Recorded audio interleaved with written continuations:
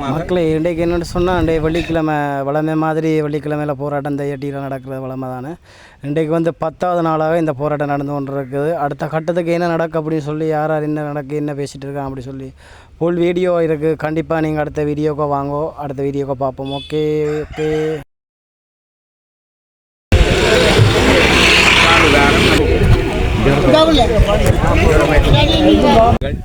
எமக்கு வேண்டும் என்ற கோரிக்கையை முன்வைத்து மயிலிட்டி மீள்குடியேற்ற அபிவிருத்தி குழுவினால் மேற்கொள்ளப்படும்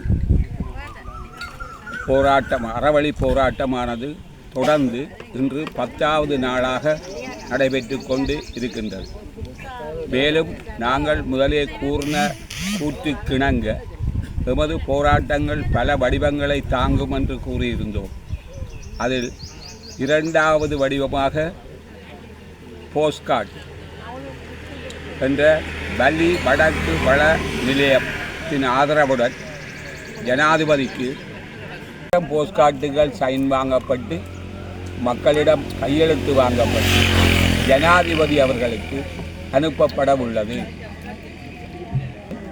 கையெழுத்து பிரதியுடன் ஜனாதிபதி அவர்கள் மனமிறங்கி இந்த மக்களின் துயரை உடைக்க வேண்டும் என்றும் இந்த மக்களின் மனதில் ஏற்படும் கவலைகளை நீக்க வேண்டும் என்றும் மக்களுக்காக செயல்படும் எமது ஜனாதிபதி எமக்கு நல்லொரு வழியை காட்டுவார் என்று எதிர்பார்க்கின்றோம். மக்களிடம் கையெழுத்து வாங்கி இந்த போஸ்ட்கார்டை அனுப்புவதற்கு நாங்கள் தீர்மானித்துள்ளோம். இது எமது போராட்டத்தின் அறவழி போராட்டத்தின் ஒரு வடிவம். இதை சிறப்பாக செய்து முடிப்போம். இந்த மக்களின் கையெழுத்து பிரதிகளை பார்த்து ஆவது ஜனாதிபதி அவர்கள் மனமிறங்கி இங்கு வந்திருக்கும் மக்களின் கவலைகளை போக்க நடவடிக்கை எடுப்பார் என்று நாங்கள் நம்புகிறோம். நீங்கள் இதுவரைக்கும் எத்தனை எண்ணிக்கைக்குரிய போஸ்ட் கார்டுகளில் சைன் வாங்கியிருக்கிறீங்க?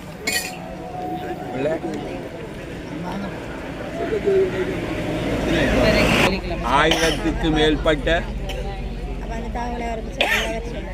சுமார் 1000க்கு மேற்பட்ட போஸ்ட்கார்டுகள் கையெழுத்து வாங்கப்பட்டுள்ளது.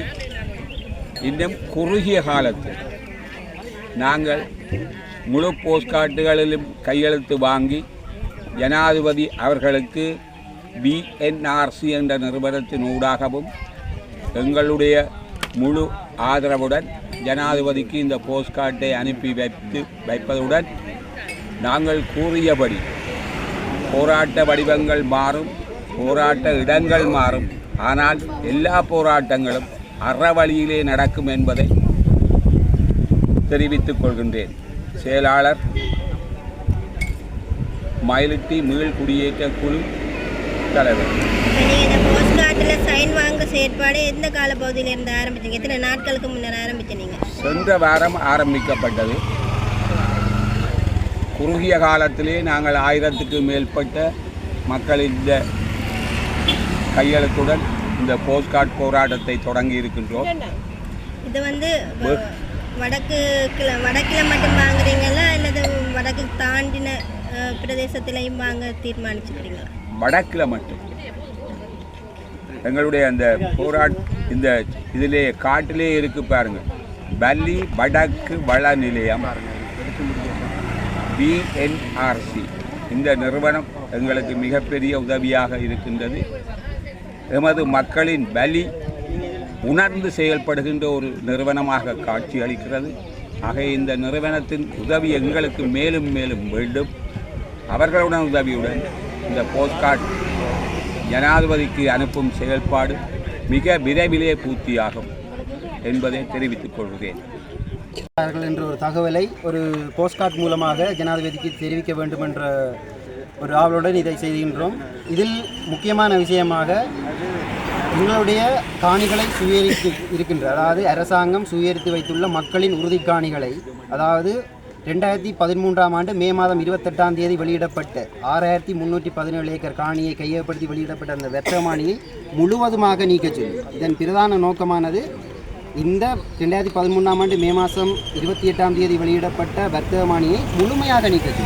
விடுவித்த பகுதிகள் விடுவிக்காத பகுதிகள் என்று பிரித்து இல்லாமல் முழுமையாக நீக்கப்பட்டு மக்களது காணிகள் மக்களுக்கு ஒப்படைக்கப்பட வேண்டும் என்ற ஒரு பிரதான ஒரு நோக்கத்தோடு இந்த போஸ்ட்கார்ட்டை நாங்கள் செய்து கொண்டிருக்கிறோம். இதுவரைக்கும் 1200க்கும் மேற்பட்ட போஸ்ட்கார்ட்டுகளை நாங்கள் சேகரித்திருக்கிறோம். எங்களோட நோக்கம் குறைஞ்சது ஒரு 5000 போஸ்ட்கார்ட்டுனான சேர்த்து ஜனாதிபதிக்கு அனுப்பணும். ஏண்டா அவருக்கு ஆட்சியில் இருக்கிறவர்களுக்கு எங்களோட நிலைமை தெரியணும். ஏண்டா இவ்வளவு பேர் இந்த காணியை இழந்து இந்த இடத்துல கஷ்டப்பட்டு கொண்டிருக்கிறாங்க. நாங்கள் ஒரு ஊரை பிரதிநிதிப்படுத்தி இன்றைக்கு இதில் போராட்டம் செய்து கொண்டிருக்கோம். இதில் தனிமனே ஒரு ஊர் இல்லை, 4 ஊர், பலாலி, மயிலட்டி, வசாவுலான், குறும்பசிட்டி போன்ற 4 பிரதேசங்கள் முழுமையாக உள்வாங்கப்பட்டு இன்னும் விடுவிக்கப்படாமல் இருக்கு. எங்களுடைய நோக்கமானது ஜனாதிபதிக்கு தெரியணுமென்ற ஒரு வெளிப்பாட்டோட ஒரு நிறுவனத்தின் உதவியோட இந்த போஸ்ட்கார்ட் விஷயத்தை நாங்கள் முன்னெடுத்திருக்கோம். எங்களோட காணி விடுவிப்புக்கு இந்த போஸ்ட்கார்ட்டானது ஒரு பகுதியளவேனும் எங்களுக்கு உதவி செய்யும், அவர்களுக்கு எங்களோட நிலைமைகளை விளங்கப்படுத்தும் என்ற ஒரு முயற்சியோடு இதை நாங்கள் மேற்கொள்கிறோம். இந்த இடத்துல கடைசியாக நடந்த ஒருங்கிணைப்பு குழு கூட்டத்திலேயும் யாழ் மாவட்ட அரசு அதிபரோடாக ஒரு தகவல் ஒன்று கூறப்பட்டது. என்னென்னா, வழிவடக்கில் இருக்கிற காணிகள், அதாவது அந்த 6317 ஏக்கர் காணியில் விடுவிக்கப்பட்ட காணிகளை தான் வர்த்தமானிலேருந்து நீக்கிற மாதிரி.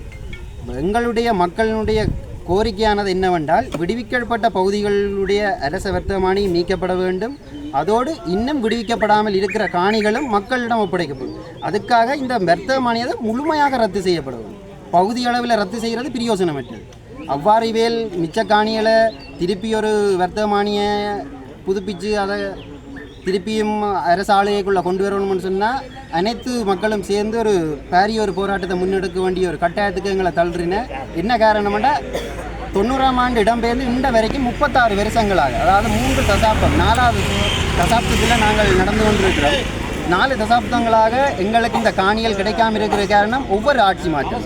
ஒவ்வொரு ஆட்சி மாற்றத்திலேயும் எங்களோட காணிகள் விடுவிக்கிறதுக்கான நடவடிக்கைகள் வெகு குறைவாகவே இருக்குது. எங்களால் இதுக்கு மேலேயே பொறுமதாக இல்லை. ஏன்னா இந்த பிரதேசத்தில் வாழ்ந்த மக்கள் தங்களுடைய முதிர்வை எட்டுற, அதாவது இங்கே வாழ்ந்து இங்கே பிறந்து இங்கே வாழ்ந்தவர்கள் தமது முதிர்வை எட்டி இன்னொரு காலத்திலேயும் அவைகளுக்குரிய அந்த காணி கிடைக்காட்டி எந்த காலத்தில் நீங்கள் நீதியை வழங்க போகிறீங்க? இப்போ இருக்கிற நடைமுறை அரசாங்கமும் இதுக்கான தீர்வை வழங்குமென்று எதிர்பார்த்து நிறைய எதிர்பார்ப்போடு இருந்த நாங்கள் இந்த அரசாங்கமும் காலம் தாழ்த்தி கொண்டு தான் போய்கொண்டிருக்கு. இன்னும் எங்களுக்கு சரியான தீர்வு இல்லை. இந்த அரசாங்கமும் எமக்கான நில விடுதலை என்ற ஒரு சொற்களோட வந்தவையில் இந்த வரைக்கும் பலாலி பாதையை தவிர இன்னும் 1 சதுர அடி நிலம் கூடி விடுவிக்கப்படவில்லை என்றுதான் உண்மையான ஒரு விஷயம். பார்ப்போம் இவ்வளோ காலத்தில் இன்னும் இவ்வளோ சீக்கிரமாக எங்களோட காணிகளை விடுவினேன். இன்னும் ஒரு 3 வருஷம் இருக்குது இந்த அரசாங்கத்திற்கும். ஏன்னா எங்களுடைய போராட்ட வடிவமானது தனிமனே அகிம்சை வழியில் இருக்காது. ஏன்னா நாங்கள் ஒரு கடைசி கட்டத்தில் இருக்கோம். எங்களோட கடைசி கட்ட வலிமையானது அவையில் எதிர்பார்க்கிறதோடு அதிகமாக இருக்குது. இது நாங்கள் இது ஒரு அடையாள ரீதியாக இப்போ ஒரு அகிம்சை வழியில் செய்து கொண்டிருக்கோம். காலப்போக்கில் எங்களோட வடிவங்களை மாற்றி எங்களோட காணியை மீட்கிறதுக்கான முழு முயற்சியை மேற்கொள்வோம். நன்றி.